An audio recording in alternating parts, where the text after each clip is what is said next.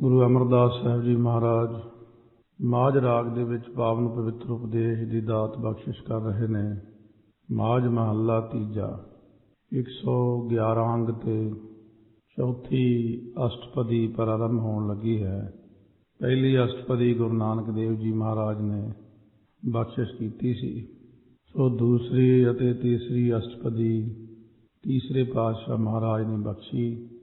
ਆਓ ਚੌਥੀ ਅਸ਼ਟਪਦੀ ਮਹਾਰਾਜ ਤੀਜੇ ਪਾਤਸ਼ਾਹ ਹੁਣ ਬਖਸ਼ਿਸ਼ ਕਰ ਰਹੇ ਨੇ। ਇੱਕੋ ਆਪ ਫਿਰੈ ਪਰਛੰਨਾ, ਗੁਰਮੁਖ ਵੇਖਾ ਤਾਂ ਇਹੋ ਮਨ ਭਿੰਨਾ। ਇੱਕੋ ਵਾਹਿਗੁਰੂ ਜੋ ਪਰਮਾਤਮਾ ਸਰਬ ਵਿਆਪਕ ਪਰਿਪੂਰਨ ਹੈ, ਉਹ ਵਾਹਿਗੁਰੂ ਆਪ ਹੀ ਜੀਵ ਰੂਪ ਹੋ ਕੇ ਪਰਛੰਨਾ ਹੁੰਦਾ, ਵੱਖੋ ਵੱਖਰਾ, ਭਿੰਨ ਭਿੰਨ, ਅਲੱਗ ਅਲੱਗ, ਸਾਰੇ ਕਿਤੇ ਕੋਈ ਰੂਪ ਬਣਾਇਆ ਹੋਇਆ, ਕਿਤੇ ਕੋਈ ਰੂਪ ਜੈਸਾ ਵੀ ਹੋਵੇ, ਪਰ ਜੋਤ ਇੱਕੋ ਹੀ ਹੈ। ਆਤਮਾ ਇੱਕੋ ਹੀ ਪਈ ਹੋਈ ਸਾਰਿਆਂ ਦੇ ਅੰਦਰ, ਦੇਖਣ ਨੂੰ ਸਾਰੇ ਵੱਖਰੇ ਲੱਗਦੇ ਨੇ। ਗੁਰਮੁਖ ਵੇਖਾ ਤਾਂ ਇਹੋ ਮਨ ਭਿੰਨਾ। ਜਦੋਂ ਸਤਿਗੁਰੂ ਦੁਆਰਾ ਮਹਾਰਾਜ ਦੀ ਕਿਰਪਾ ਨਾਲ ਕਹਿ ਨਾਨਕ ਇਹ ਨੇਤਰ ਅੰਧ ਸੇ ਸਤਿਗੁਰ ਮਿਲਿਆ, ਦਿਵ ਦ੍ਰਿਸ਼ਟੀ ਹੋਈ। ਫਿਰ ਉਸ ਨੂੰ ਜਦੋਂ ਵੇਖਾਂ ਤਾਂ ਉਹਦੇ ਵਿੱਚ ਹੀ ਇਹ ਮਨ ਭਿੱਜ ਜਾਂਦਾ, ਕਿਉਂਕਿ ਮੁਖੀ ਗੁਰਾਂ ਦਾ ਦਰਸ਼ਨ ਵੇਖਣਾ ਜੇ ਕਰੇ ਇਨਸਾਨ ਤਾਂ ਇਹ ਮਨ ਨਾਮ ਸਿਮਰਨ ਵਿੱਚ ਭਿੱਜ ਜਾਂਦਾ। ਜਦੋਂ ਮੁਖੀ ਗੁਰਾਂ ਦਾ ਦਰਸ਼ਨ ਦੇਖਦੇ ਹਾਂ, ਨਾਮ ਸਿਮਰਨ ਵਿੱਚ ਚਿੱਤ ਭਿੱਜਦਾ। ਨਾਮ ਸਿਮਰਨ ਕਰਦਿਆਂ ਕਰਦਿਆਂ ਨਾਮੀ ਦੇ ਵਿੱਚ ਚਿੱਤ ਭਿੱਜ ਜਾਂਦਾ ਅਤੇ ਫਿਰ ਗੁਰੂ ਸਾਹਿਬ ਦੇ ਰਾਹੀਂ ਆਪਾਂ ਨਾਮੀ ਦੇ ਦਰਸ਼ਨ ਕਰ ਲੈਂਦੇ ਵਾਹਿਗੁਰੂ ਦੇ। ਤ੍ਰਿਸ਼ਨਾ ਤਜ ਸਹਿਜ ਸੁਖ ਪਾਇਆ, ਏਕੋ ਮਨ ਵਸਾਵਣਿਆ। ਸਤਿਗੁਰੂ ਫਰਮਾਉਂਦੇ ਨੇ, ਹੁਣ ਜਦੋਂ ਇੱਕ ਨਾਮ ਵਿੱਚ ਮਨ ਭਿੱਜ ਕੇ ਗੁਰਾਂ ਦੁਆਰਾ ਪਰਮਾਤਮਾ ਦੇ ਦਰਸ਼ਨ ਹੋਏ, ਇੱਕ ਵਾਹਿਗੁਰੂ ਨੂੰ ਮਨ ਦੇ ਅੰਦਰ ਵਸਾ ਲਿਆ, ਤਾਂ ਫਿਰ ਜਦੋਂ ਪਦਾਰਥਾਂ ਦੀ ਜਿਹੜੀ ਤ੍ਰਿਸ਼ਨਾ ਸੀ ਉਹ ਕੁਦਰਤੀ ਹੈ ਕਿ ਸੂਰਜ ਚੜ੍ਹਿਆ, ਹਨੇਰਾ ਗਿਆ। ਪਰਮਾਤਮਾ ਦਾ ਹਿਰਦੇ 'ਚ ਵਸਣ ਕਰਕੇ ਤ੍ਰਿਸ਼ਨਾ ਨੂੰ ਜਾਣਾ ਹੀ ਪੈਣਾ। ਹੁਣ ਮਨ ਨੂੰ ਇੱਕ ਸਬਰ ਸੰਤੋਖ ਹੋ ਗਿਆ। ਤ੍ਰਿਸ਼ਨਾ ਤਾਂ ਸੀ ਕਿ ਜਦੋਂ ਪਦਾਰਥ ਦੀ ਇੱਛਾ ਸੀ, ਜਦੋਂ ਸਾਰਾ ਭੰਡਾਰ ਹੀ ਮਿਲ ਗਿਆ, ਜੈ ਭੰਡਾਰ ਗੋਬਿੰਦ ਕਾ ਖੁੱਲ੍ਹਿਆ ਮਿਲ ਗਿਆ, ਹੁਣ ਤਾਂ ਇੰਨਾ ਜ਼ਿਆਦਾ ਕੁਛ ਹੋ ਗਿਆ ਕਿ ਮਨ ਹੀ ਮੁੜ ਗਿਆ ਅਤੇ ਨਾਲੇ ਗਿਆਨ ਵੀ ਹੋ ਗਿਆ ਕਿ ਪਦਾਰਥਾਂ ਦੇ ਨਾਲ ਨਹੀਂ ਜਾਣਾ। ਇਸ ਕਰਕੇ ਉਹ ਸਹਿਜ ਸੁੱਖ ਦੇ ਵਿੱਚ ਚਲਿਆ ਗਿਆ। ਆਤਮਿਕ ਸੁੱਖ, ਆਤਮਿਕ ਆਨੰਦ ਮਾਣਨ ਲੱਗ ਪਿਆ। ਜਦੋਂ ਇਹ ਹੋਵੇ ਕਿ ਘਰ ਦੇ ਵਿੱਚ ਖਾਣ ਪੀਣ ਦੀਆਂ ਚੀਜ਼ਾਂ ਲਿਮਿਟ ਵਿੱਚ ਹੀ ਨੇ, ਮੁੱਕ ਜਾਣੀਆਂ ਹਫ਼ਤੇ 10 ਦਿਨ ਨੂੰ, ਤਾਂ ਬੰਦੇ ਦੇ ਮਨ ਦੇ ਅੰਦਰ ਆਉਂਦਾ ਹੋਰ ਜੋੜ ਲਵਾਂ। ਪਰ ਜਦੋਂ ਇਹ ਪਤਾ ਲੱਗਿਆ ਕਿ ਹੁਣ ਤਾਂ ਸਾਰਾ ਕੁਝ ਹੈ ਹੀ ਆਪਣਾ, ਹੁਣ ਮਨ ਦੇ ਅੰਦਰ ਉਹ ਗੱਲ ਹੀ ਨਹੀਂ ਆਉਂਦੀ। ਜੋੜਨ ਦੀ ਜ਼ਿਆਦਾ ਨਹੀਂ ਹੁੰਦੀ ਮਨ ਦੀ ਚਾਹਨਾ, ਕਿਉਂਕਿ ਪਰਮਾਤਮਾ ਦੇ ਨਾਮ ਦੇ ਅੰਦਰ ਕੁਦਰਤੀ ਰੱਜ ਹੈ। ਜਿਵੇਂ ਸੂਰਜ ਦੇ ਚੜ੍ਹਨ ਨਾਲ ਕਿੰਨਾ ਲਾਭ ਹੁੰਦਾ, ਤਾਰੇ ਛਪੇ ਅੰਧੇਰ ਪਲੋਆ, ਤਾਰੇ ਛੁਪ ਜਾਂਦੇ ਨੇ, ਹਨੇਰਾ ਖਤਮ ਹੋ ਗਿਆ, ਫਿਰ ਇਸੇ ਤਰ੍ਹਾਂ ਹੀ ਚਾਨਣ ਹੋ ਗਿਆ, ਹਨੇਰੇ ਦਾ ਬਦਲ ਚਾਨਣ, ਉਲਟ ਚਾਨਣ ਆ ਗਿਆ।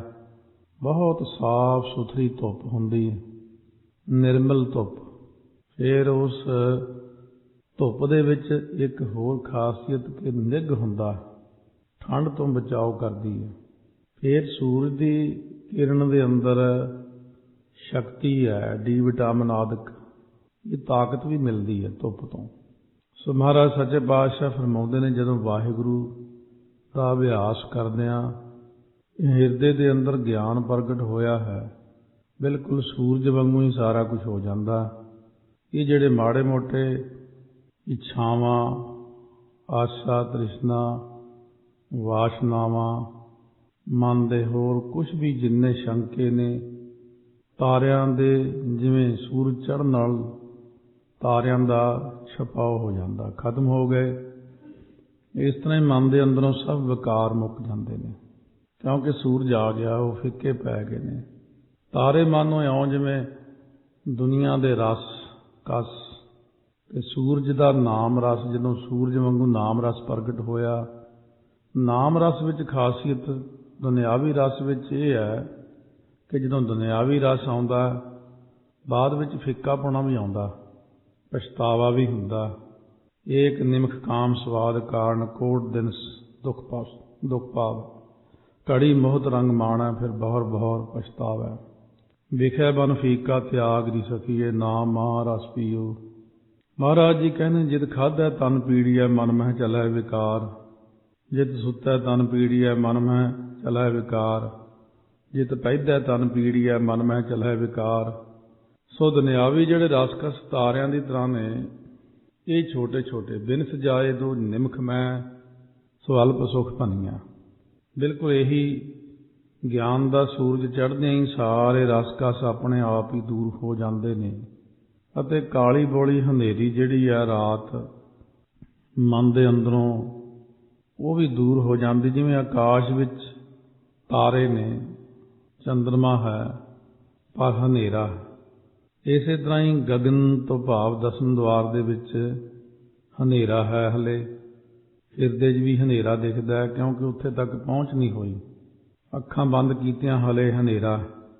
ਸੋ ਇਸ ਤਰ੍ਹਾਂ ਬਹੁਤ ਸਾਰੀਆਂ ਚੀਜ਼ਾਂ ਦੀ ਰੁਕਾਵਟ ਹੈ। ਗਿਆਨ ਦਾ ਸੂਰਜ ਚੜ੍ਹਦਿਆਂ ਹੀ ਅੰਦਰ ਪ੍ਰਕਾਸ਼ ਹੋਇਆ, ਜਦੋਂ ਇਹ ਸਭ ਕੁਝ ਮੁੱਕ ਜਾਂਦਾ। ਸਿਰਫ ਨਾਮ ਦਾ ਰਸ ਅਤੇ ਚਾਨਣ ਅਤੇ ਤਾਕਤ ਅਤੇ ਟਿਕਾਓ, ਸ਼ਾਂਤੀ, ਇਹ ਸਭ ਕੁਝ ਮਿਲ ਜਾਂਦਾ।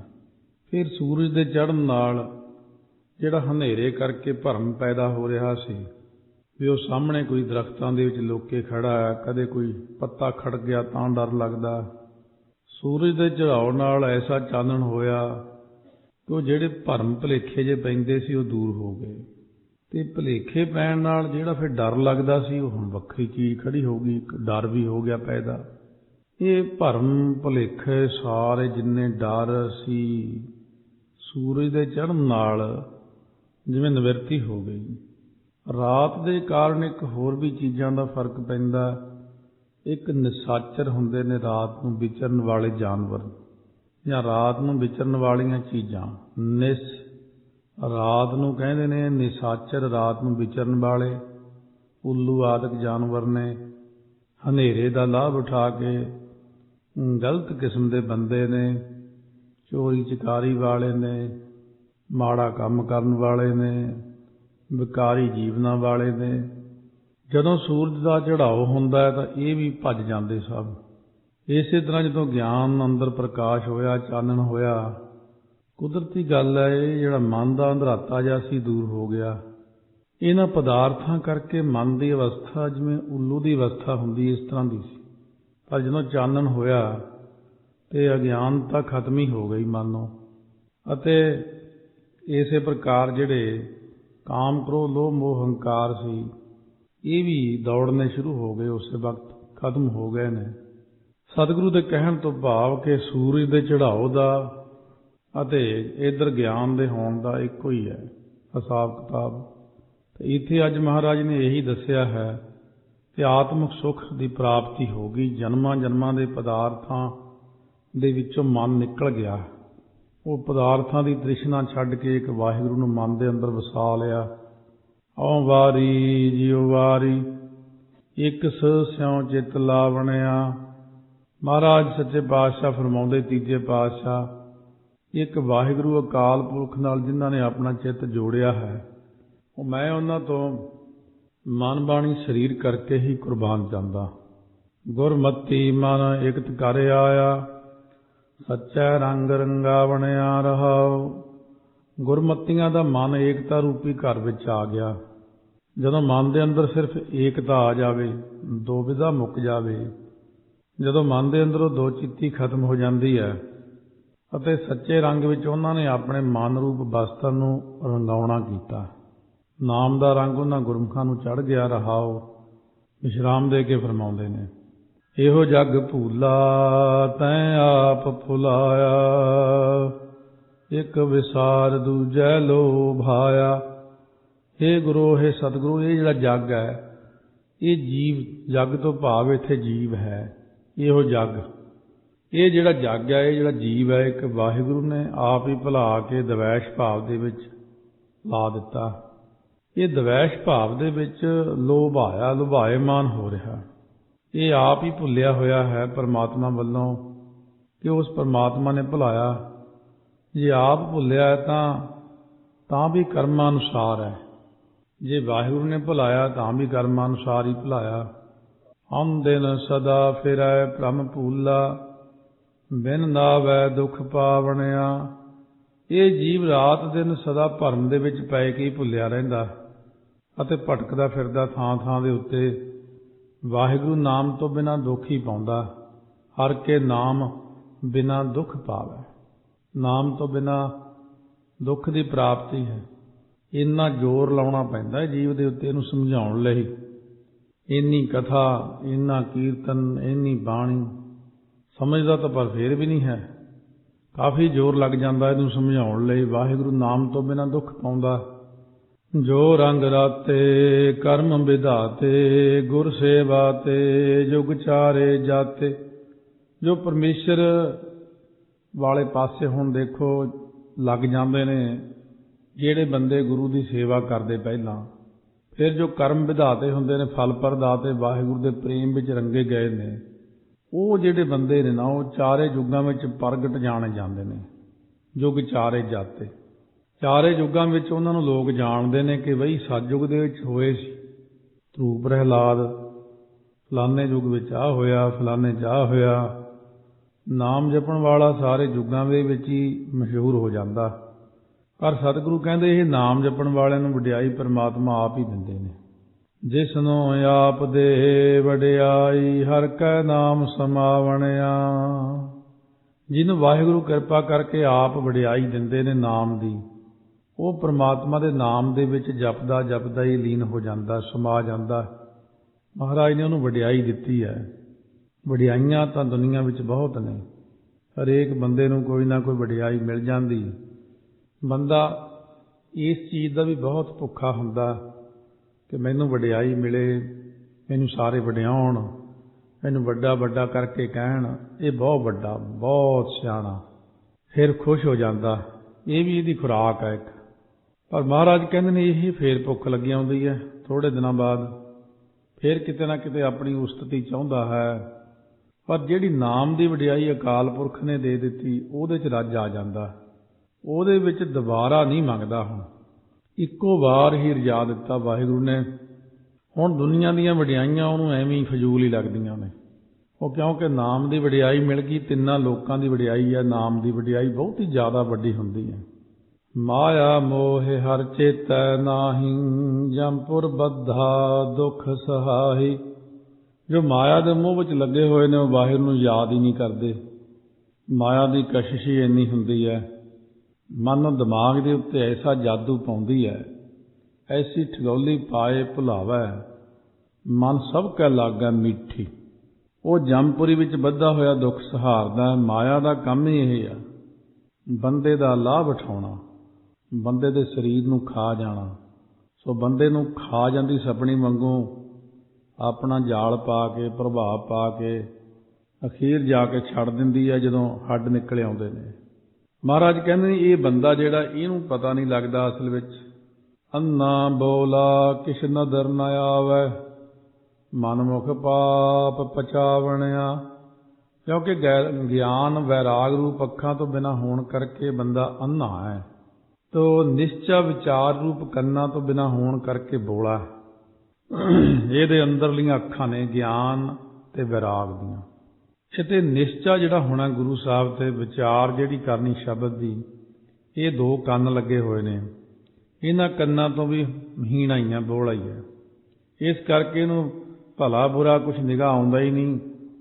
ਅੱਠੇ ਪਹਿਰ ਮਨਮੁਖ ਬੰਦਾ ਪਾਪਾਂ ਦੇ ਵਿੱਚ ਹੀ ਸੜਦਾ ਰਹਿੰਦਾ। ਪਚਾਵਣਿਆਂ ਤੋਂ ਭਾਵ ਸੜਨਾ।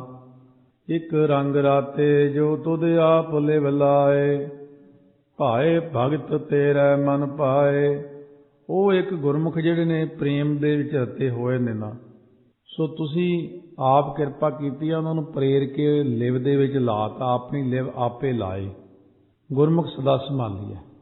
ਭਾਏ ਭਗਤ ਤੋਂ ਭਾਵ ਹੁੰਦਾ ਪ੍ਰੇਮਾ ਭਗਤੀ ਕਰਨ ਕਰਕੇ ਉਹ ਤੇਰੇ ਮਨ ਦੇ ਵਿੱਚ ਜਿਹੜਾ ਭਾਏ ਤੋਂ ਭਾਵ ਹੁੰਦਾ ਚੰਗੇ ਲੱਗਦੇ ਨੇ।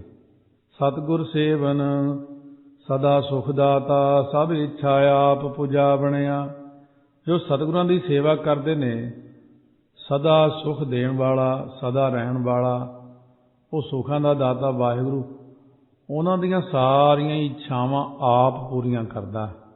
ਕੋਈ ਇੱਛਾ ਰਹਿ ਨਾ ਜਾਵੇ ਇਹਦੀ। ਹਰ ਜੀਉ ਤੇਰੀ ਸਦਾ ਸਰਨਾਈ, ਆਪੇ ਬਖਸ਼ ਹੈ ਦੇ ਵਡਿਆਈ। ਇਹ ਵਾਹਿਗੁਰੂ ਸੱਚੇ ਪਾਤਸ਼ਾਹ ਜੋ ਸਦਾ ਹੀ ਆਪ ਦੀ ਸ਼ਰਨ 'ਚ ਪਿਆ ਰਹਿੰਦਾ, ਉਹਨੂੰ ਆਪ ਹੀ ਤੁਸੀਂ ਵਡਿਆਈ ਬਖਸ਼ਿਸ਼ ਕਰ ਦਿਓ।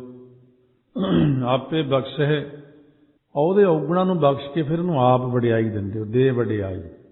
ਉਹਦੇ ਉੱਤੇ ਹੋਰ ਕੀ ਕਿਰਪਾ ਹੋ ਜਾਂਦੀ ਆਪ ਜੀ ਦੀ। ਜਮ ਕਾਲ ਤਿਸ ਨੇੜ ਨ ਆਵੈ, ਜੋ ਹਰ ਹਰ ਨਾਮ ਧਿਆਵਣਿਆ। ਜਿਹੜਾ ਇਨਸਾਨ ਹਰ ਵਕਤ ਸਿਮਰਨੀ ਕਰਦਾ ਰਹਿੰਦਾ ਹੈ, ਚਿੱਤ ਬਿਰਤੀ ਲਾ ਕੇ ਪਰਮਾਤਮਾ ਵੱਲ ਸਾਰੇ ਪਾਸਿਓਂ ਮਨ ਨੂੰ ਮੋੜ ਕੇ ਇੱਕ ਸਿਮਰਨ ਵਿੱਚ ਹੀ ਚਿੱਤ ਜੋੜਿਆ, ਉਹਦੇ ਨੇੜੇ ਜਮ ਕਾਲ ਆਉਂਦਾ ਹੀ ਨਹੀਂ। ਜੰਮਣਾ ਮਰਨਾ ਉਹਦੇ ਨੇੜੇ ਹੀ ਨਹੀਂ ਆਉਂਦਾ। ਅਨ ਦਿਨ ਰਾਤੇ ਜੋ ਹਰ ਭਾਏ, ਮੇਰਾ ਪ੍ਰਭ ਮੇਲੇ ਮੇਲ ਮਿਲਾਏ। ਰਾਤ ਦਿਨ ਪ੍ਰੇਮ ਰੰਗ ਵਿੱਚ ਜੋ ਰੰਗੇ ਹੋਏ, ਜੋ ਹਰੀ ਦੇ ਭਾਣੇ ਵਿੱਚ ਤੁਰੇ ਨੇ, ਇੱਕ ਤਾਂ ਪ੍ਰੇਮ ਰੰਗ ਵਿੱਚ ਰੰਗੇ ਅਨ ਦਿਨ ਰਾਤੇ, ਫਿਰ ਹਰੀ ਦੇ ਭਾਣੇ ਵਿੱਚ ਚੱਲੇ ਨੇ, ਫਿਰ ਉਹ ਹਰੀ ਨੂੰ ਭਾ ਗਏ। ਉਹ ਇਸ ਤਰ੍ਹਾਂ ਕਿ ਉਹਨਾਂ ਨੂੰ ਗੁਰਾਂ ਦੇ ਮੇਲ ਨਾਲ ਮਿਲਾ ਕੇ ਮੇਰੇ ਵਾਹਿਗੁਰੂ ਨੇ ਆਪਣੇ ਨਾਲ ਮਿਲਾ ਲਿਆ। ਕਿਉਂਕਿ ਸਤਿਗੁਰੂ ਨਾਲ ਤਾਂ ਮਿਲਾਉਂਦੇ ਨੇ ਕਿ ਇਹਨੂੰ ਸੋਝੀ ਹੋ ਜਾਏ। ਗੁਰੂ ਤੋਂ ਬਿਨਾਂ ਕੋਈ ਸੋਝੀ ਦਿੰਦਾ ਨਹੀਂ ਇਨਸਾਨ ਨੂੰ। ਮਨੁੱਖੀ ਦੁਨੀਆ ਦੇ ਅੰਦਰ ਥੋੜ੍ਹੀ ਜਿਹੀ ਸ਼ਕਤੀ ਪ੍ਰਾਪਤ ਕਰਕੇ ਮਨੁੱਖ ਨੂੰ ਆਦਤ ਹੁੰਦੀ, ਸਾਰੀ ਦੁਨੀਆ ਮੇਰੇ ਮਗਰ ਆਵੇ, ਮੇਰੇ ਚਰਨਾਂ 'ਤੇ ਡਿੱਗੇ, ਸਾਰੇ ਮੇਰੇ ਬਣ ਜਾਣ, ਮੈਨੂੰ ਵੱਡਾ ਕਹਿਣ, ਮੈਂ ਹੀ ਰੱਬ ਹਾਂ, ਮੈਂ ਹੀ ਸਿਆਣਾ। ਸੋ ਮਹਾਰਾਜ ਗੁਰੂ ਗ੍ਰੰਥ ਸਾਹਿਬ ਨਾਲ ਜੋੜਨ ਦੀ ਬਜਾਏ ਕੋਸ਼ਿਸ਼ ਇਹੀ ਹੁੰਦੀ ਹੈ ਮੇਰੇ ਬਣ ਜਾਣ, ਮੇਰੇ ਚੇਲੇ, ਮੇਰੇ ਸੇਵਕ। ਇਹ ਇੱਕ ਆਮ ਜੀ ਮਨੁੱਖ ਨੂੰ ਆਦਤ ਹੁੰਦੀ। ਪਰ ਮਹਾਰਾਜ ਸੱਚੇ ਪਾਤਸ਼ਾਹ ਕਹਿੰਦੇ ਨੇ, ਉਹ ਜਿਵੇਂ ਕੋਈ ਕਹੇ ਆ ਜਾਓ, ਤੂੰ ਵੀ ਬਹਿ ਜਾ, ਤੂੰ ਵੀ ਬਹਿ ਜਾ, ਆਪਣੀ ਬੇੜੀ ਵਿੱਚ ਬਿਠਾਈ ਜਾਣ, ਬਿਠਾਈ ਜਾਣ। ਬੇੜੀ 60 ਬੰਦਿਆਂ ਦੀ, ਬਹਿ ਗਏ 100 ਬੰਦਾ, ਉਹ ਸਣੇ ਬੇੜੀ ਸਾਰੇ ਡੁੱਬ ਜਾਂਦੇ। ਕਿਉਂਕਿ ਕੱਚਾ ਸਤਿਗੁਰੂ ਜਿਹੜਾ ਬਣਦਾ ਆਪਣੇ ਆਪ 'ਚ, ਕੱਚਾ ਗੁਰੂ ਬਣਦਾ। ਤਾਈਓ ਸਤਿਗੁਰੂ ਕਹਿੰਦੇ, ਨਾਨਕ ਕੱਚੜਿਆਂ ਸਿਉ ਤੋੜ, ਢੂੰਡ ਸੱਜਣ ਸੰਤ ਪੱਕਿਆਂ, ਉਹ ਜੀ ਬਿੰਦੇ ਵਿਛੜਾ ਮੋਇਆ ਨਾ ਜਾਹੀ ਛੋੜ। ਚਾਹੋ ਤਾਂ ਹੈ ਕਿ ਮੈਂ ਗੁਰੂ ਬਣਾ, ਮੈਂ ਸੰਤ ਬਣਾ, ਮੈਂ ਸਾਧੂ ਬਣਾ, ਦੁਨੀਆ ਚਰਨਾਂ 'ਤੇ ਡਿੱਗੇ ਇਕੱਠੇ ਕਰ ਲਾਂ। ਚੇਲੇ ਤਾਂ ਬਣਾ ਲਏ ਬਹੁਤ। ਜਦੋਂ ਉਹਨਾਂ ਨੂੰ ਤਾਰਨ ਦੀ ਵਾਰੀ ਆਈ, ਉੱਥੇ ਜਵਾਬ ਦੇ ਦਿੱਤਾ। ਉੱਥੇ ਉਹ ਆਪ ਵੀ ਡੁੱਬਿਆ ਅਤੇ ਚੇਲੇ ਵੀ ਡੋਬ ਦਿੱਤੇ। ਫਿਰ ਅਗਲਾ ਕਹਿੰਦਾ, ਸਾਨੂੰ ਗੁਰੂ ਗ੍ਰੰਥ ਸਾਹਿਬ ਨਾਲੋਂ ਕਾਹਨੂੰ ਤੋੜਿਆ ਸੀ। ਇਹ ਤਾਂ ਆਪ ਵੀ ਸੋਚਣਾ ਚਾਹੀਦਾ ਨਾ ਵੀ ਅਸੀਂ ਜਾ ਕਿੱਧਰ ਨੂੰ ਰਹੇ ਹਾਂ। ਬਾਜ਼ਾਰੋਂ ਕੋਈ ਮਾੜੀ ਮੋਟੀ ਚੀਜ਼ ਖਰੀਦਦਿਆਂ ਹੋਇਆ ਇਨਸਾਨ ਸੋਚ ਕੇ ਖਰੀਦਦਾ, ਟੁੱਟੀ ਹੋਈ ਨਾ ਹੋਵੇ, ਖਰਾਬ ਨਾ ਹੋਵੇ, ਐਕਸਪਾਇਰੀ ਡੇਟ ਨਾ ਹੋਵੇ। ਇੱਥੇ ਤਾਂ ਜਦੋਂ ਕੋਈ ਗੁਰੂ ਗ੍ਰੰਥ ਸਾਹਿਬ ਨੂੰ ਛੱਡ ਕੇ ਹੋਰ ਕਿਧਰ ਨੂੰ ਜਾਂਦਾ, ਕਮਲਿਆਂ ਦੀ ਤਰ੍ਹਾਂ ਦੌੜਦਾ, ਧਾ ਕੇ ਜਾਂਦਾ ਉੱਧਰ ਨੂੰ। ਭਈ ਸਾਨੂੰ ਤਾਂ ਗੁਰੂ ਗ੍ਰੰਥ ਸਾਹਿਬ ਦੀ ਲੋੜ ਹੀ ਨਹੀਂ। ਕੋਲ ਸੱਚਾ ਸਤਿਗੁਰ ਬੈਠਾ ਹੈ, ਵੱਡਾ ਜਹਾਜ਼, ਜਿੰਨੀ ਮਰਜ਼ੀ ਦੁਨੀਆ ਚੜ੍ਹ ਜਾਵੇ, ਸੱਚਖੰਡ ਤੱਕ ਇਹਨਾਂ ਨੇ ਹੀ ਦਰਸ਼ਨ ਦੇਣੇ, ਦੂਜਾ ਤਾਂ ਉੱਥੇ ਲੱਭਦਾ ਹੀ ਨਹੀਂ ਕਿੱਧਰ ਗਿਆ। ਇਸ ਕਰਕੇ ਸਤਿਗੁਰੂ ਮਹਾਰਾਜ ਕਹਿੰਦੇ ਨੇ, ਇਹਨਾਂ ਨਾਲ ਜੁੜੋ। ਸਿੱਧਾ ਸਾਦਾ ਸਾਰਾ ਕੁਝ ਦੱਸਿਆ ਹੋਇਆ, ਇਹਦੇ ਵਿੱਚ ਕੋਈ ਦੋ ਚਿੱਤੀ ਵਾਲੀ ਗੱਲ ਨਹੀਂ ਹੈ, ਕੋਈ ਲਕੋ ਵਾਲੀ ਗੱਲ ਨਹੀਂ ਹੈ। ਸਦਾ ਸਦਾ ਸੱਚੇ ਤੇਰੀ ਸਰਨਾਈ, ਤੂੰ ਆਪੇ ਸੱਚ ਬੁਝਾਵਣਿਆ। ਇਹ ਸਦਾ ਰੂਪ ਸੱਚੇ ਅਕਾਲ ਪੁਰਖ ਵਾਹਿਗੁਰੂ, ਅਸੀਂ ਸਦਾ ਹੀ ਆਪ ਦੀ ਸ਼ਰਨ ਪਏ ਹੋਏ ਹਾਂ। ਤੁਸੀਂ ਆਪ ਹੀ ਸੱਚੇ ਨਾਮ ਦਾ ਸਿਮਰਨ ਸਮਝਾਉਂਦੇ ਹੋ ਮਨ ਦੇ ਅੰਦਰ, ਆਪੇ ਹੀ ਫੁਰਦਾ। ਸੋ ਜਿਵੇਂ ਕੋਈ ਬੰਦਾ ਕਹਿੰਦਾ ਬਈ ਹੁਣ ਮੈਂ ਜਪਜੀ ਸਾਹਿਬ ਦੇ ਇੰਨੇ ਪਾਠ ਕਰਦਾ, ਫਿਰ ਸਿਮਰਨ ਕਰਦਾ। ਹੁਣ ਉਹ ਕਹਿੰਦਾ ਵੀ ਮੈਂ ਅੰਦਰੋਂ ਹੀ ਸਿਮਰਨ ਆਪਣੇ ਆਪ ਹੀ ਹੁੰਦਾ, ਫਿਰ ਮੂੰਹ ਚੋਂ ਵੀ ਵਾਹਿਗੁਰੂ ਹੁੰਦਾ। ਕਿ ਜਦ ਅੰਦਰ ਵਾਹਿਗੁਰੂ ਬੋਲੂ ਤਾਂ ਮੂੰਹ ਚੋਂ ਵੀ ਹੁੰਦਾ। ਉਹ ਕਹਿੰਦਾ ਹੁਣ ਸੁਭਾਅ ਐਸਾ ਬਣ ਗਿਆ ਵੀ ਸੁਤੇ ਸਿੱਧ ਮੂੰਹ ਚੋਂ ਵਾਹਿਗੁਰੂ ਕਹਿਣਾ। ਪਰ ਦੁਨੀਆ ਦੇਖਦੀ ਇਹ ਸਾਰੇ ਥਾਂ ਹੀ ਕਹੇ ਵਾਹਿਗੁਰੂ ਹੀ ਕਹੀ ਜਾਂਦਾ। ਹੁਣ ਕਿਉਂਕਿ ਕਈ ਥਾਈਂ ਐਸੇ ਵੀ ਥਾਂ ਬੈਠਣਾ ਜਿੱਥੇ ਹੋਰ ਵੀ ਬੰਦੇ ਬੈਠੇ, ਉਹ ਕਹਿੰਦਾ ਉਹ ਬੰਦ ਹੀ ਨਹੀਂ ਹੁੰਦਾ, ਉਹ ਆਪੇ ਹੋ ਹੀ ਜਾਂਦਾ ਮੂੰਹ ਚੋਂ ਵਾਹਿਗੁਰੂ ਵਾਹਿਗੁਰੂ, ਕਿਉਂਕਿ ਉਹ ਅੰਦਰੋਂ ਹੋ ਰਿਹਾ। ਇਸ ਕਰਕੇ ਉਹ ਆਪੇ ਹੀ ਸੱਚੇ ਨਾਮ ਦਾ ਸਿਮਰਨ ਕਰਵਾਉਂਦਾ ਹੈ। ਪਰਮਾਤਮਾ ਆਪੇ ਕਿਰਪਾ ਕਰ ਦਿੰਦਾ। ਜਿਨ ਸੱਚ ਜਾਤਾ ਸੇ ਸੱਚ ਸਮਾਣੇ, ਹਰ ਗੁਣ ਗਾਵੈ ਸੱਚ ਵਖਾਣੇ। ਜਿਨ੍ਹਾਂ ਨੇ ਸੱਚੇ ਨਾਮ ਦਾ ਸਿਮਰਨ ਕਰਨਾ ਜਾਣਿਆ, ਉਹ ਸੱਚ ਸਰੂਪ ਵਿੱਚ ਹੌਲੀ ਹੌਲੀ ਅਭੇਦ ਹੋ ਗਏ ਨੇ। ਉਹ ਜੀਵਨ ਮੁਕਤ ਆਨੰਦ ਲਈ ਹਰੀ ਦੇ ਗੁਣਾਂ ਨੂੰ ਗਾਉਂਦੇ ਰਹਿੰਦੇ ਨੇ ਤੇ ਸੱਚ ਨੂੰ ਹੀ ਬੋਲਦੇ ਨੇ। ਵਖਾਣੇ ਤੋਂ ਭਾਵ ਕਥਨ ਕਰਦੇ ਨੇ ਸੱਚੇ ਨਾਮ ਨੂੰ ਹੀ। ਨਾਨਕ ਨਾਮ ਰਤੇ ਬੈਰਾਗੀ, ਨਿਜ ਘਰ ਤਾੜੀ ਲਾਵਣਿਆ। ਜੋ ਸੰਸਾਰ ਵੱਲੋਂ ਬੈਰਾਗਵਾਨ ਹੋ ਕੇ ਤੇ ਪਰਮੇਸ਼ਰ ਦੇ ਪ੍ਰੇਮੀ ਹੋ ਕੇ ਨਾਮ ਵਿੱਚ ਰੰਗੇ ਗਏ ਨੇ, ਜਿਨ੍ਹਾਂ ਦਾ ਉਧਰੋਂ ਟੁੱਟ ਗਿਆ ਪਿਆਰ ਸੰਸਾਰ ਨਾਲੋਂ, ਮਾਇਆ ਨਾਲੋਂ, ਵਿਕਾਰਾਂ ਨਾਲੋਂ, ਉਹ ਉਧਰੋਂ ਵਿਰਾਗਮਾਨ ਹੋ ਕੇ ਇਧਰ ਪ੍ਰੇਮੀ ਹੋ ਕੇ ਨਾਮ ਰੰਗ ਵਿੱਚ ਲਾਗੇ। ਉਹਨਾਂ ਨੇ ਸਰੂਪ ਰੂਪ ਨਿਜ ਘਰ ਵਿੱਚ ਜਿਹੜੀ ਤਾੜੀ ਲਾ ਲਈ, ਸਮਾਧੀ ਲਾ ਲਈ, ਬਿਰਤੀ ਲਾ ਲਈ, ਆਪਣੀ ਨਿਜ ਘਰ ਤਾੜੀ ਲਾ ਬਣਿਆ। ਹਿਰਦੇ ਰੂਪ ਘਰ ਵਿੱਚ ਤਾੜੀ ਲਾ ਕੇ ਬੈਠਾ, ਸਮਾਧੀ ਲਾ ਕੇ ਬੈਠਾ।